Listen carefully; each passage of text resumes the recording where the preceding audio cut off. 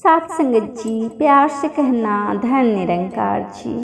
वनवास के दौरान माता सीता जी को प्यास लगी तो श्री राम जी ने चारों ओर देखा तो उनको कहीं दूर दूर तक जंगल ही जंगल दिख रहा था।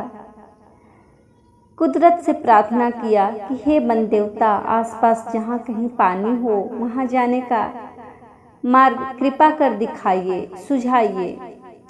तभी वहाँ एक मोर आया। मोर ने आकर श्री राम जी से कहा कि आगे थोड़ी दूर पर एक जलाशय है, चलिए मैं आपका मार्ग प्रदर्शक बनता हूँ, किंतु मार्ग में हमारी भूल चूक होने की संभावना है।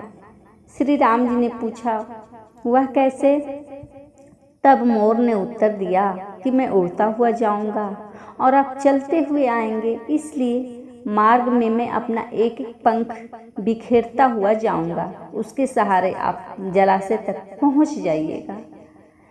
यहाँ पर एक बात स्पष्ट होती है कि जो मोर होते हैं उनके पंख एक विशेष समय एवं विशेष ऋतु में ही बिखरते हैं। अगर वह अपनी इच्छा विरुद्ध पंखों को बिखेरेगा तो उसकी मृत्यु हो जाती है, और वही हुआ। उसने जो प्रभु सेवा के लिए अपने पंख बिखेरे, उसका अंतिम समय आ गया।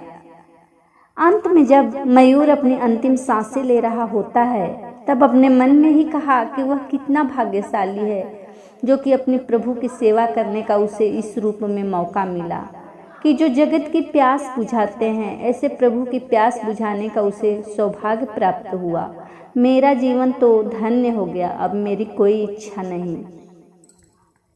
तभी भगवान श्री राम ने मोर से कहा कि तुमने जो मेरे लिए अपने पंख बिखेर कर, अपने जीवन का त्याग कर मुझ पर जो एहसान किया, मैं उसका ऋणी रहूँगा और उसको अगले जन्म में जरूर चुकाऊंगा।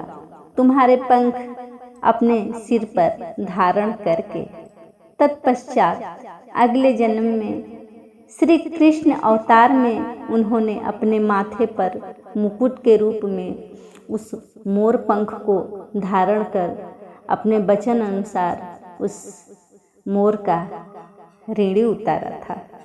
साथ संगत जी, प्यार से कहना धन निरंकार जी।